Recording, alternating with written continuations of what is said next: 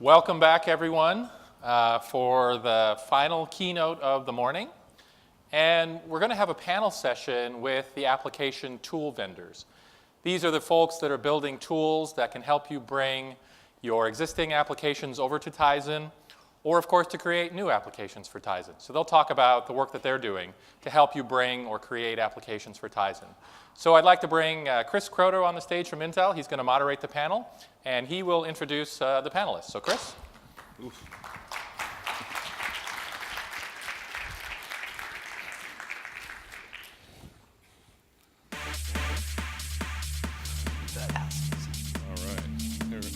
All right. Annyeonghaseyo. Good morning, everyone. The good news is we're the last panel / keynote before lunch.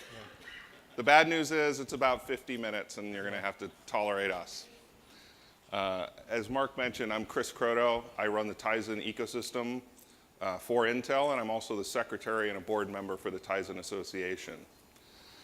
And as we spoke about what we wanted to do with regard to the ecosystem, and you've heard a lot already this morning, I wanted to not do another PowerPoint session and really wanted to bring some friends up and just have a conversation.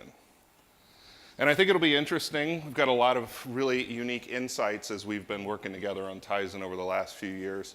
But I don't want to just have a conversation with the panelists. We also want to have a conversation with you. So we have microphones in the audience. If anyone would like to ask questions, we'll have that opportunity. So we'll start off with a few questions, and then if you want to ask questions, we'll pause. I'll raise your hand. We have people running around with microphones, and we can go from there. Let me introduce just by name each of the panelists, and I'll let them introduce themselves and their companies. So to my left, immediate left, is Harvey Elliott with Marmalade. Sitting next to him is Ted Driscoll with Sencha. And last but not certainly least, Trevor Cornwell with appbackr. So Harvey, why don't you tell the audience a little bit about yourself? Hey everyone, I'm CEO of Marmalade Technologies. We build a cross-platform C++ led SDK, which you can come and see. We have it in the app showcase or technology showcase outside. And I have another talk with one of my software engineers this afternoon at just after 5 o'clock. We'd love to show it to you in detail. But Marmalade enables you as developers to bring your games and apps across platform, and we absolutely support the Tizen platform, and we've launched that support fully in our SDK that's available now, and we have a way for you to get that free, which you can come and see us about later on. But we're here to enable developers to create great apps, great games, and bring them to any device, and Tizen's definitely in that picture. Thanks, Harvey. Ted, introduce yourself, Chris. please. My name is Ted Driscoll. I'm the Vice President of Sales at Sencha. And Sencha is a leading company that has development frameworks in HTML5 and JavaScript. So our technology, Sencha Touch, is the leader in creating mobile web apps for various devices. And this week, we are announcing our support for Tizen. So if you've used Sencha Touch before, download it Wednesday or Thursday this week, you'll be able to create HTML5 Tizen apps. Great. And Trevor. Thanks, Chris. My name is Trevor Cornwell. I'm the founder and CEO of appbackr. We've built an app scoring platform. We look at all the apps across iOS, Google Play, HTML5, Windows, BlackBerry, and we score them from 1 to 10. And our objective in scoring them is to look for great quality. We want to understand what are the best apps, not just the apps that are in the top 100, but which are the apps that have the potential to be great. And then we take that score and we use that as a way to give incentives to great developers to port their platforms, to port their apps to new platforms. We think many times developers are operating in the dark and they don't know if their app is a good fit. App Score helps for them to know that they have something of real quality. It helps the stores to let them know that there's a good app out there, and then we help with financial incentives to bring those apps to platforms like Tizen. Great. Why don't we just start on the end with you, Trevor? You know, there's a lot of challenges in launching a new platform, a lot of which we heard this morning in terms of great technology and operator support, but really the platform comes down to content at the end of the day. And developers, the folks here in the audience today, are really the key to that content. What do they need to do to thrive on a new platform like Tizen? Yeah, it's a great question. I mean, I think it starts with the basic problem. Basic thing to know is that there are tens of thousands, hundreds of thousands of great apps. And there's a matching problem. I mean, we need a dating service to be able to get those great apps to great platforms. Because the biggest thing that a developer is looking to do, and you're right to take a step back, I think, from the technology. Developers are artists and they're authors. They're people with a story to tell. And they want to get that story told to as many people as they can in the best way that they can. And gentleman from Korea Telecom was talking about the problem right now. Developers go and put their app up onto a platform and it gets lost. So new platforms create an incredible opportunity for developers to get heard. I think the first step is for them to know that their app is wanted, and then to be able to get the incentives to support them to be able to port their app over. Because there is a maintenance cost involved in putting an app to a new platform. There is work involved in it. And just like happens in music and in books, the best talent is rewarded with an advance. And that's basically what we're trying to do. Give them a small advance to help create a meaningful reason to bring their app to the new platform. So, just to kind of follow up on that, I mean, Ted and Harvey, you guys create these great cross-platform tools. Do you see developers run to the features when you add them, or is there something that you have to do to help them really embrace it? I think from an HTML5 standpoint, in Sencha's point of view, the notion of creating applications for certain devices is kind of changing with HTML5, right? So we look at our community and give them options, right? You build once, you deploy today on 5 different platforms, and I think developers are very excited about the notion that, if they spend a lot of time creating these great apps, they'll be able to deploy on multiple platforms, and most likely there'll be another platform, right? So from an HTML5 standpoint, I think it strengthens the platforms in which developers can build applications. But what it does for Tizen is plugs into the existing HTML5 community, right? Getting them excited, getting the apps that have already been created, and getting those into the Tizen store. And I think that's kind of a big win for Tizen. I can see that, and that's great for HTML5. Right. And C++ tends to be more native performance. And kind of to pick on your point a little, Chris, you definitely need more support for developers who want to get the very best from the features within a handset or a device. And the purpose of Marmalade and the SDK, the way we build things is we want to make that framework as open as possible. The more you hide, the more secrets you hold about how something's done, the harder it is for a developer. So we operate a very open ecosystem, and our experience is that C++ developers like to know the detail of the things behind it. They need help having it surface to them, which is what we like to do. But it's really, we can add the features, developers will get it, you just have to tell them why and make sure they really understand what it's there to do for them. So you create these tools, we've got these incentives, we've got the ability to go out and find those artists. What are the other challenges that developers are facing? I mean, it's one thing to have it's sort of like if you wanted to build a house, you've got a pile of wood and all the tools you need, but that's not going to get you a house. Well, yeah, I mean, you're absolutely right, and people can build some phenomenal apps, but the very next challenge is getting it found, getting someone to discover your app and to buy it, or to have advertising in it, or some kind of, just you as a developer, obviously building great content is a very exciting thing. I've built hundreds of games and love every moment, but if you don't make anything from it, you can't make an income from it, it's very hard for you to go and build your next game and app. And so building the right billing model, building the right advertising solution, and actually getting it featured or showcased on a store. And that's why platforms like Tizen are so fantastic, because smaller developers are actually much more nimble than large companies, and they're able to move to these platforms very quickly. They're able to get their games out early, and whilst all the noise and attention from organizations like Tizen are there saying, look, here's our new platform, well, you can be there and be one of the games, as one of the apps as part of that. And I think it's a great landscape, great shop front, really, for you to showcase what you do. Chris, it's interesting if you look at the way that other platforms have been built. What Tizen is doing is really fundamentally different. It's a wholesale integration between manufacturing, which is what happens at Sencha and Marmalade, where the apps are created, and retail, the store that Tizen's providing. In the past, it's been a very divorced process. People go and build a bunch of apps, and then maybe later on they decide about where to port. I think this time Tizen's going in and saying, let's go right to that manufacturing level. Let's find where those great apps are being created. So we're not playing a game of just chasing the apps that were great somewhere else and hoping that they'll come to Tizen. That's a losing game. You never catch up, you never get there. Instead, going to places like Marmalade, Sencha, where people are innovatively creating new things and capturing that developer right at that point and bringing them to Tizen is putting Tizen in a position when they launch with the first set of apps. They're going to be compelling, interesting, and engaging. And then you have a real developer community. You have a bunch of people who didn't just bolt something on because it was one other place, but they came there because it was right from the start.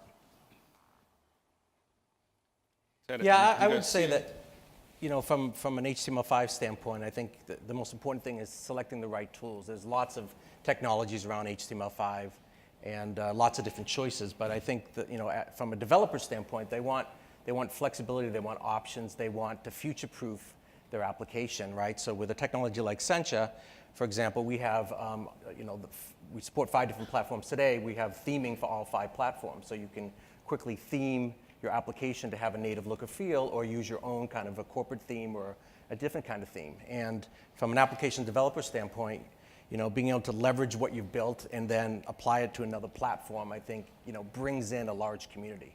I think that's really kind of the goal that. So is it a developer preference whether they create a unique identity or whether they try to blend more into the OS, or do you guys see one stronger than the other? It's both. It depends, what type of applications they're building. If it's, we see a lot of enterprise applications building large IT internal applications. They tend to kind of do their own corporate kind of user interface and theming, and then individual developers building productivity apps or games, tend to, want it to be a native look and feel for that particular device. Games for us tend to want to have their own look and feel throughout, but then what we surface in the SDK is all the unique functionality that's bespoke to each device and make sure that that is pain-free.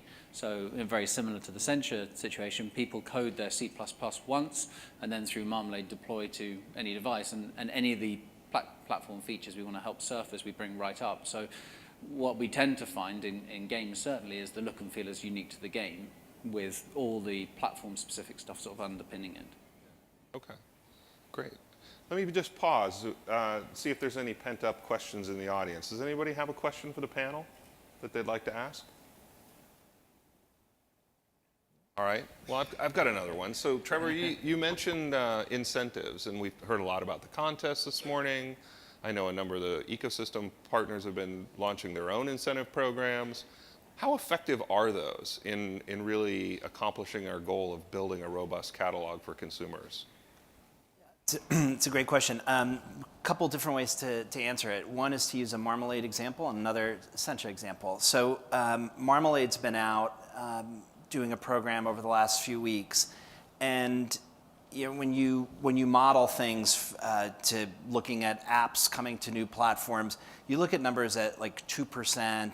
If there's a really tight community, you see numbers like 10%. With Marmalade, the response has been over 50% of developers getting offered to some incentive to bring their app over to Tizen and accepting it and bringing their app to the store. That's extraordinary. I mean, that's truly game-changing. That's a big gap. Another example is with Sencha. I mean, Sencha's got 2 million developers, which is an extraordinary number. Now, what happens is those 2 million developers go out and create something, and then they're out there. And it's one of the nice things that they're not bothered, they're not pestered, but they're lost. And in those 2 million apps, you'll find 200,000 of them that are great. They may or may not be on a store, but they're great. And they need to be discovered. And if you can offer an incentive to that developer right when he's creating that work, not later on when he's gone on to the next thing, because a lot of times a developer will start something, build something new altogether. They'll come to a hackathon, they'll create something. They won't even submit the app to the store. If you can capture them right when they're making something and say, here's $500 because your app scores 8.3, it's of sufficient quality that it has a good chance to get featured on this new platform, then you create a reason for them not to walk away. And I think that's what builds successful ecosystems. I think that it's great. I mean, the appbackr reward is really great because it's it's a validation of the app you've built. But I mean, the app score is a hugely important thing as well, because it's like Mutual Appreciation Society, but what I like about it is when you're scoring an app and you get an early read and it's 8.3, and here's what you could do to move it up to a 9, that's what developers really need, is to know how to hone their experience more and make more from it. And I think that does work. No, that's right. And it's, I don't want to say I agree, Go but on. I mean, I appreciate the point, and it's all very basic, and it's just basic things that haven't been done. I mean, there are lots of things in the app ecosystems that don't really work right. I mean, there is a very Stalinist, static 70-30 split, no matter what. If your app's selling really well, or if it doesn't sell at all, you get 30% of the revenue. That doesn't make sense. That doesn't happen in any other industry. You calibrate based on how many sales that app's going to create, because you want to create rewards for developers to come in. Basically, what the incentive is doing, it says, if your app scores well, basically going to guarantee you that you're going to get 1,000 or 2,000 sales. And that's important, because when you're creating for an ecosystem where devices haven't launched yet, you have to share the risk with the developer, and that's really what we're doing. Right. And so, and just to put a little plug in, I know the seller portal announced about a week ago that in-app purchases are actually going to have a higher rev share. So as we've seen the model evolve into freemium, as we're seeing a lot of these free apps and we're seeing developers build those capabilities in, it really raises a question about what kind of apps are likely the first ones to show up at the platform. I know games are important, but games also take a lot more time, there's a lot more IP built into those. So, as we know from the sourcing that we've been doing collectively, I think if everyone could go away and build a match 3 game for you right now, I mean, the key is diversity. I mean, the absolute key is to have apps that stand out and are unique. And, games, you're right, there's a lot of time involved in building those experiences, but hopefully developers have already built those or have them in works, and we can use solutions like ours or Sencha to bring those apps to other experiences. Don't be prescribed into a box, and that's my rule for anyone creating a great game, is to create something you're passionate about and you believe is unique, and carve out that little space for yourself in the market. And you tend to see games quite quickly on platforms because there are lots of ideas that can come together, but diversity and breadth and choice is really what everyone wants. And if everyone went to the App Store and found the same game just looking 20 different ways, I think it would be a real shame. I think the other thing too, Chris, is to give people the answers to the test. It doesn't need to be a mystery. We're very data focused in industry, including apps, and we'll look at the number of sales and where they took place. The real opportunity is when you run the store, as you do for Tizen, you're going to get a lot of data back about which apps are selling well. You want to make sure to pass that information on to the manufacturers to help them understand what's selling well so they can create more of it.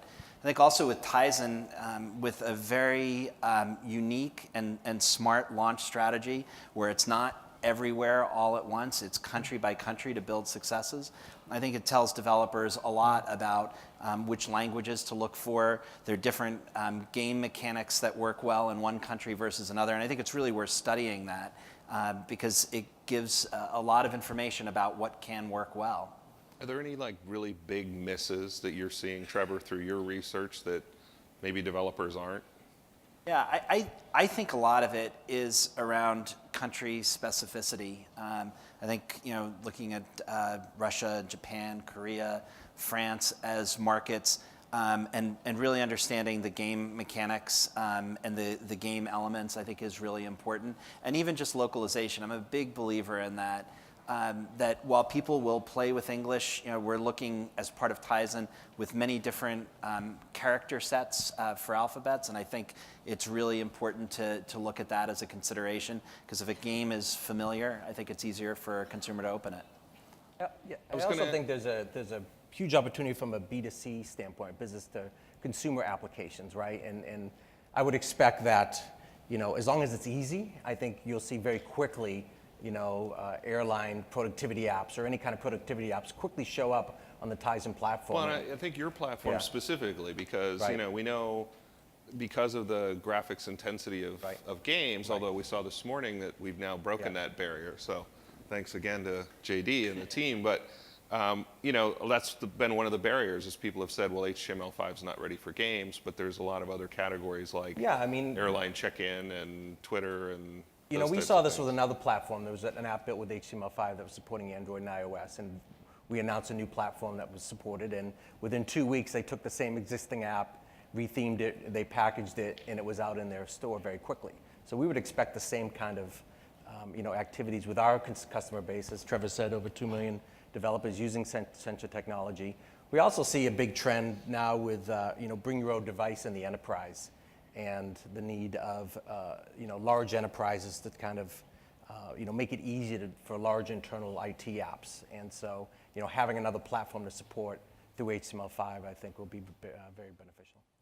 I also think that Tizen is going to have an extraordinary opportunity which has literally not existed for any other operating system. I mean, we're going to look back fondly at how cute and charming our problems were in 2013, 2 years from now, because you're talking about industrial apps, you're talking about automobile apps, you're talking about mobile apps, of course, and all of these things interacting, home-based apps, medical apps. There's a whole series of different kinds of apps. We've seen some of them today, and your question before about what's missing, I mean, it's going to start to get really complicated about what's missing, and there are going to be extraordinary opportunities for developers where not everybody's going to have to create a game and hope it becomes number one, where they can really address meaningful business opportunities and be very well rewarded. And I think the biggest thing for developers is just telling them what's needed, because right now everybody's operating in the dark about it, and I think data is a real key to what the future holds, especially for a complex platform like Tizen. All right, just want to check and make sure. Do we have any questions?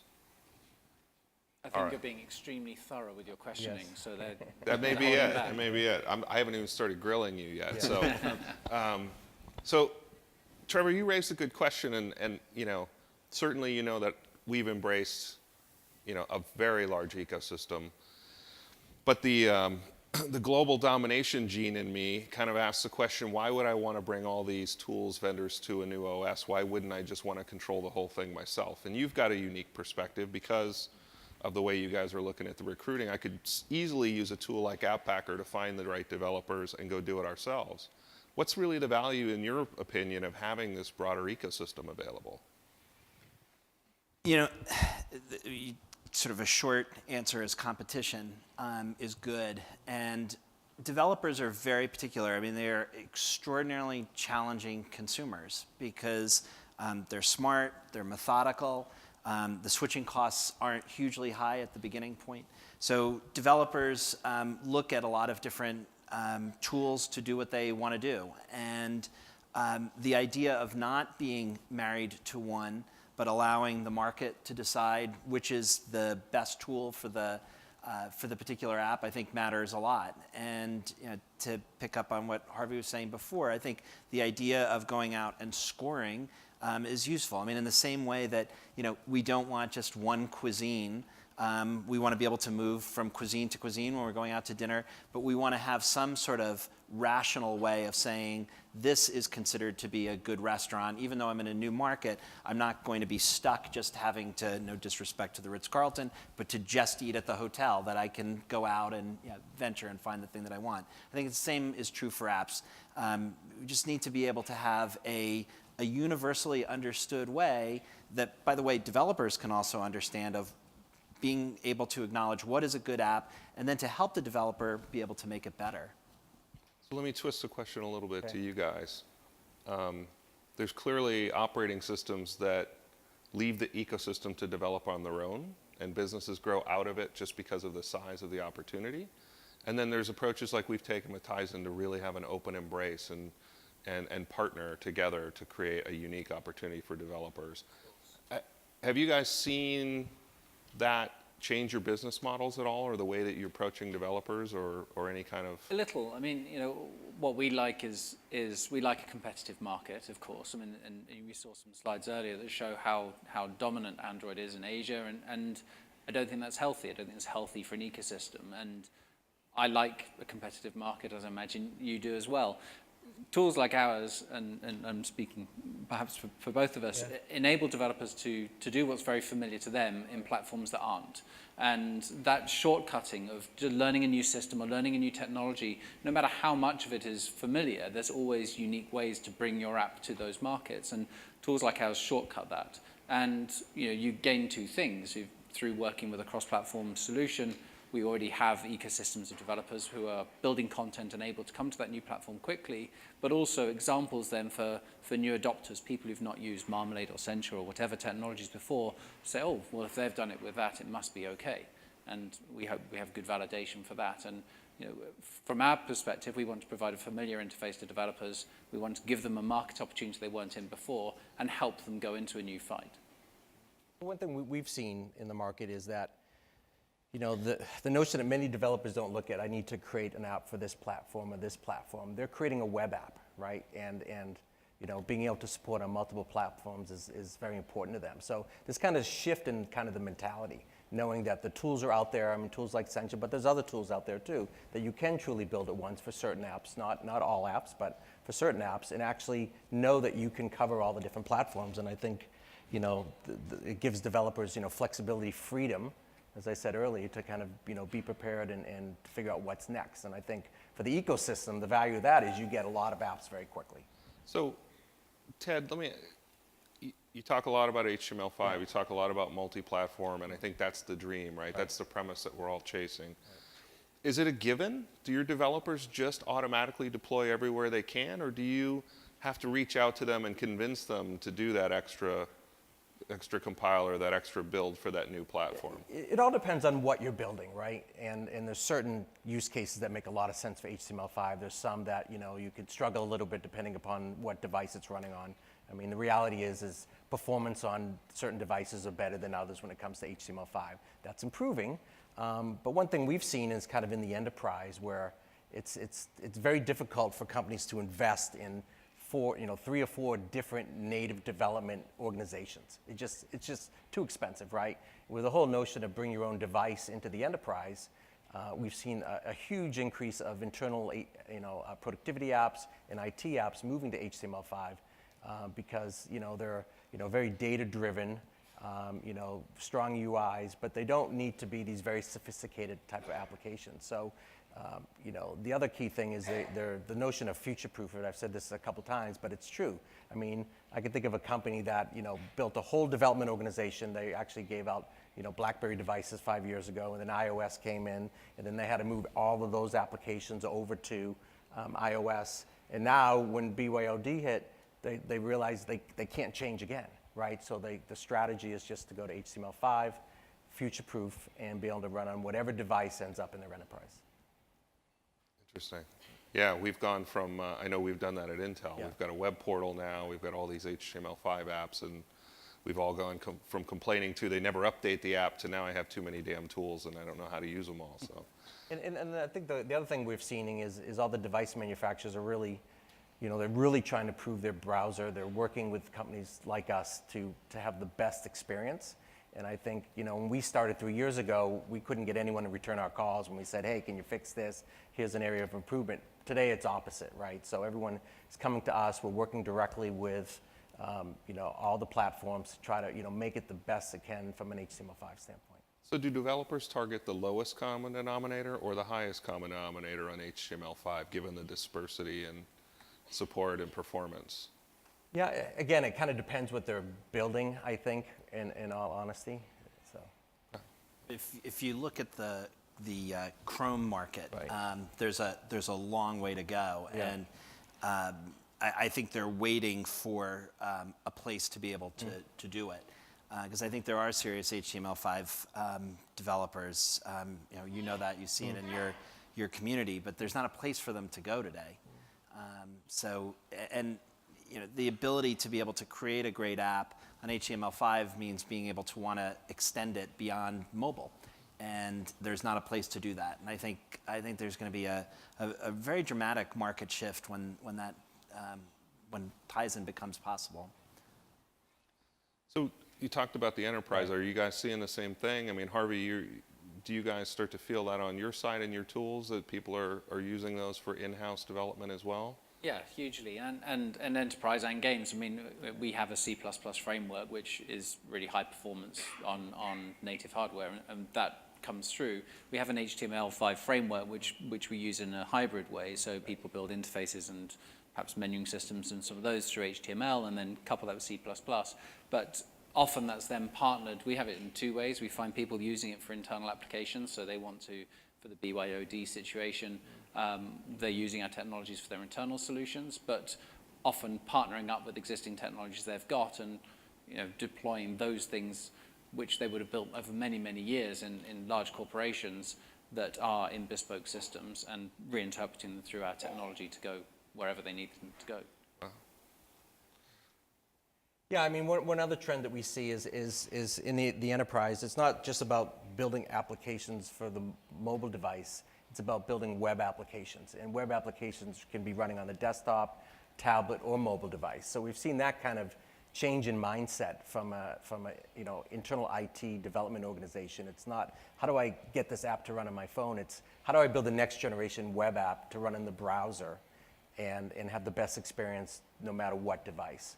So we're seeing that trend quite a bit. There is a danger, which we'll all suffer from, that if you homogenize everything too much, you'll lose the things that matter. I mean, if you think of your own experience using a web browser or your own experience using a phone app, phone apps, you're in 10 seconds, you've done the thing you want to do and you're out. Web apps, you may linger on for much longer, and you must always keep in mind how your thing, whatever it is going to get used, who's going to develop it, who's going to use it, and in what context. So, we're providing tool sets. Right. We're here giving solutions to help people get to these platforms quicker. Don't lose sight of who's actually using it and the way in which they'll use it, because that's hugely, hugely valuable. Well, that kicks off an interesting question about functionality and state. So you mentioned, you're in and out 10 seconds on your phone app, but that may tie back to a much larger account in the cloud, that when you're on your PC, right, you may have a more robust experience. How do you see that evolving with the myriad of devices that we saw when you're running it on your refrigerator and on your watch and your camera and everywhere else? It's fun, isn't it? Yeah. I mean, I love that. I love connected technologies. And I was watching on the flight over. I watched one film. I changed flights, and I carried on watching that film on another flight with different in-flight systems. And I was thinking, well, it wouldn't take long for me to log on, and it'd be, oh, Harvey, you're back, and here's where you got to with that film. And that sort of connectivity is what makes life more fun these days than before. So, we have to meter that, but cloud is there to support those great experiences. And I'll beat the drum again, come back to what the core experience is, what you want people to do, but make it right for that platform. Absolutely allow them to take that experience from one place to another. And again, we solve those sorts of problems. But that's the exciting bit of the world we're in. Ted, are you guys building that out as part of your HTML5 experience, that back-end infrastructure, or are you partnering for that kind of capability? Well, we've kind of, we're evolving our strategy there. I think our value so far has been on the front end and having a common, user experience across the platform. I think there's lots of solutions out there from a back-end standpoint. So I think our strategy is to partner with best of breed and really focus on kind of what we think our value is creating that web app, and focus on organizations and individual developers that need that experience, because the expectations about a user interface are through the roof right now, right? So you can always be better, you can always be faster, right? You can always have a better experience. So there's a lot of work to be done there so far. So Trevor, here's an interesting question. So we've got this great environment developing.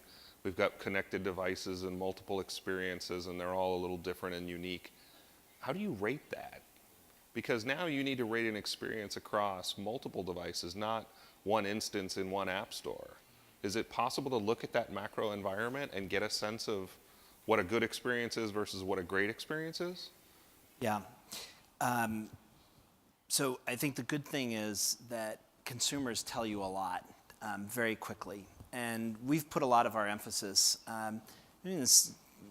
some analogs to what Google did early on, where their innovation was to say, let's not spend as much time looking at what's on the page, but let's look at how many people are linking to that page. view consumers in what they say about an app as fundamentally important. And we see those reviews, the number of star ratings that they give being very important. And then there starts being a lot more information. Of course, you can take a look at in a range, the number of downloads that the app has. You can look then also inside the app. And I think for us, that's the next step. So even within a refrigerator app, there are going to be consumers reviewing it. And that's always going to be a core basis for what we look at to determine about whether an app has the potential to be great. But as we go into it, we're able to start looking more and more inside the app. We're able to look and see which platform it was built on. And that'll start to give us leading indicators about an app's potential, because some platforms are a lot better than other ones. And so somebody using the right platform for the right app will get credit for it. And we'll be able to look at how many APIs are called. We use a product called Authority inside to look at how many times an app is pinging other servers, because that's going to become very important. Harvey was talking about sort of different use cases. If you're in an app where you need to get in and out, and the app is pinging 30 servers, that's important information. So the way we'll evolve with it is by going inside out. But that's really after we've captured a lot of that outside-in information, because you do get a lot from it. Great. All right. Any other questions quickly in the audience before we run out of time? We've got one down here. Where's our runners? No, we called you a runner for a reason. Otherwise, we would have called you walkers. This gentleman right here in the front row. Excuse me, maybe my question is off topic. When can I buy a Tizen device? That's a great question, and you should ask some of the vendors who are talking about Tizen devices. I think these guys would hope it was last week. Well, if you can create a great app and register on the Marmalade site, you can be amongst the first. I shouldn't hope this year to buy it. So it's market dependent, and I think you'll need to talk to the operators, and each of them have different timelines on when they'll deploy. Well, thank you. Yeah. I'm going to assume you want to buy one today, though, so we'll put you down for early purchase. Any other questions? There's one in the back here.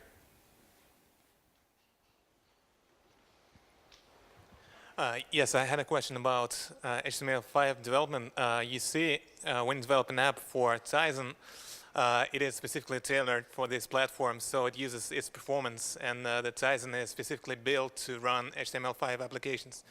But the thing is, if the app is cross-platform and it's going to run on other platforms, and those platforms are not actually built to run HTML5 applications, do you see any problems that developers are going to encounter?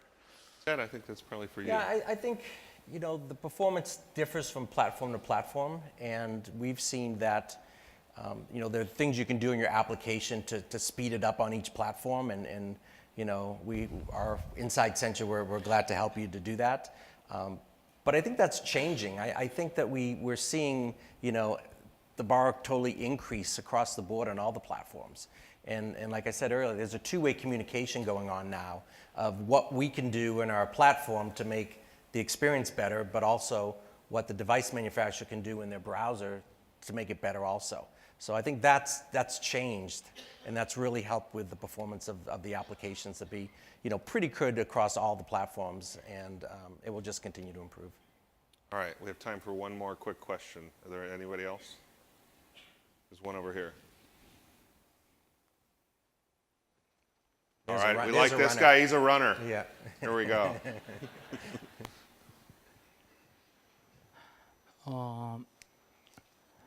Can I ask a question in Korean? You can. Unfortunately, I don't think we're going to be able to answer it unless somebody can do a live translate for us.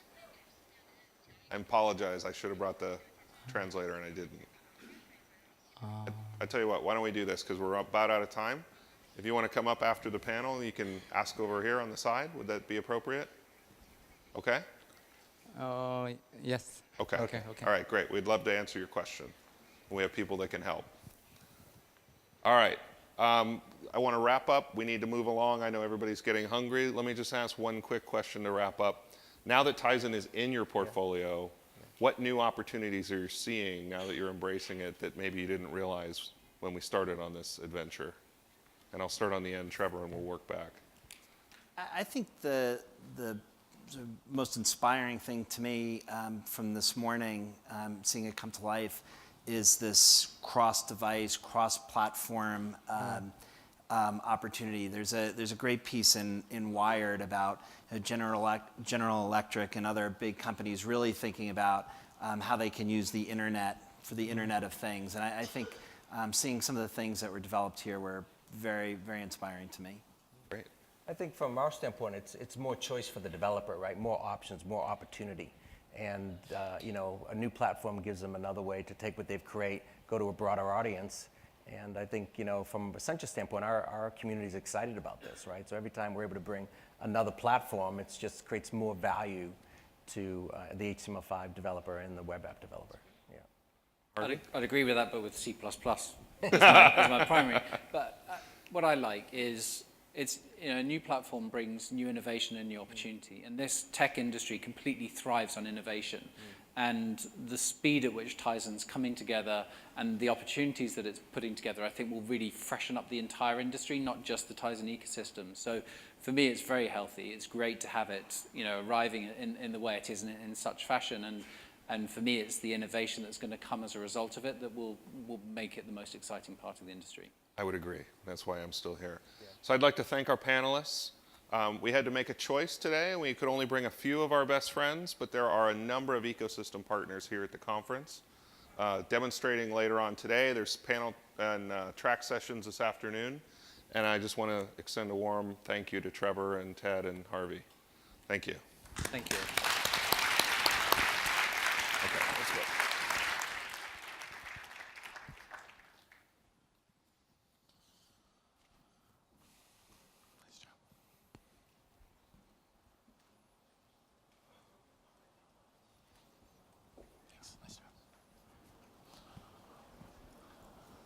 All right, everyone, just a few things before we wrap for lunch. I'd like to just very briefly recap kind of the key things that you heard today this morning. You heard about what's going on in the Tizen platform development. We have Tizen 2.2 that's ready to be built into products with the SDK for you to build applications for those products. The store is up and running for app submissions, and we have the Great App Challenge that's open until December 8th. To give you a little additional incentive to get those applications written and submitted to the store. And JD also wanted me to mention that if you're looking for Christmas gifts, the camera that he showed, the NX300M, the Samsung camera, is globally available on the market today. So that's something you can actually go out and buy. Pretty cool camera. You heard from the Tizen Association and the work that they're doing to build a rich and vibrant ecosystem for Tizen. Lots of new members coming on board there and work going on to build this ecosystem around Tizen that's really essential. I think we got some really good proof points, both in what JD showed for HTML5 performance in the game, and then the orange comments on how they've been able to build feature-rich and high-performance HTML5 applications that are highly scalable and reusable from platform to platform. And that's really a core value that Tizen brings, and especially will become apparent as we take Tizen into multiple device profiles. And then we heard from KT, their view on why does Tizen matter to an operator? What's the opportunity there? And what are the key characteristics that Tizen needs to have to be successful in the market? And then, of course, you just heard from the application tools panel about the opportunities that are there for you to get your application out into the market, and the tools that you can use to help you do that. So hopefully that's given you a good broad view of what's going on in Tizen. We have some great breakout sessions after lunch where you can dive into more details on each of those different areas. So a couple of announcements before we go to lunch. There is actually going to be a lottery draw for Tizen software developer platforms. So hopefully you've all been able to pick up one of these entry forms. If you haven't, they're still available. So all you need to do is fill out your information on the form and submit it at the registration desk. If you've already filled it out, you can hand it in on your way out. And if not, you can hand it in up to 5 o'clock today. And the winners are actually going to be picked and notified over email in the coming week or two. There will be 100 devices given away. So these are Tizen software development devices, mobile devices. They're not commercial devices, but they're fully functional. They'll have the latest version of Tizen on them, network capable, and so on. So get your entries in for the drawing, and hopefully you'll be one of the lucky winners.